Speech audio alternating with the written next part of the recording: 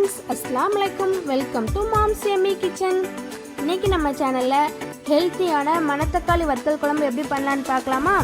அதுக்கான இன்க்ரீடியன்ட்ஸ் ஃப்ரண்ட்டில் ஆட் பண்ணியிருக்கேன், பார்த்துக்கோங்க.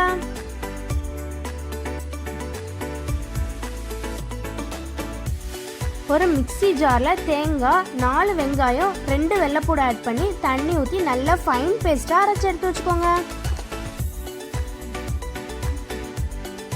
கடாய் நல்லா சூடானதுக்கப்புறமா நல்லெண்ணெய் ஆட் பண்ணிக்கோங்க.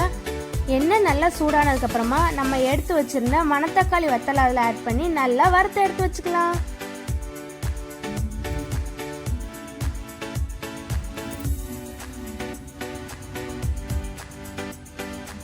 அதே கடாயில் வெந்தயம், ஜீரகம் ஆட் பண்ணிக்கோங்க. வெங்காயம், கருவேப்பிலை, வெள்ளைப்பூடு ஆட் பண்ணிக்கோங்க. நல்லா வதக்கி விட்டுக்கோங்க.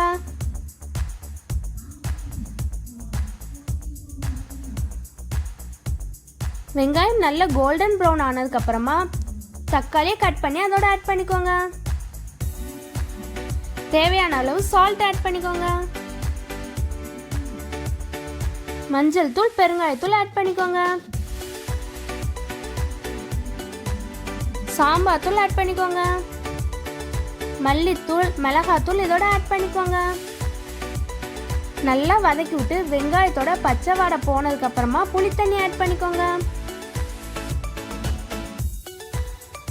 நம்ம அரைச்சு வச்ச தேங்காய் பேஸ்ட் இதோட ஆட் பண்ணிக்கோங்க. கொஞ்சமா தண்ணி ஊற்றி ஒரு 5 நிமிஷம் மூடி போட்டு அப்படியே வச்சிடலாம். நல்லா கொதி வந்ததுக்கு அப்புறமா நம்ம வறுத்து எடுத்து வச்சிருந்த மணத்தக்காளியும் இதோட ஆட் பண்ணிக்கோங்க. நல்லா கலந்து விட்டு ஒரு 3 நிமிஷம் மூடி போட்டு அப்படியே வச்சிருங்க.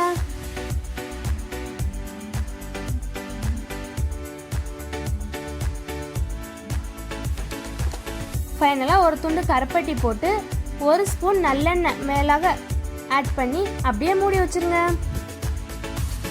அவ்வளோதான், மணத்தக்காளி வத்தல் குழம்பு ரெடி டு சர்வ்.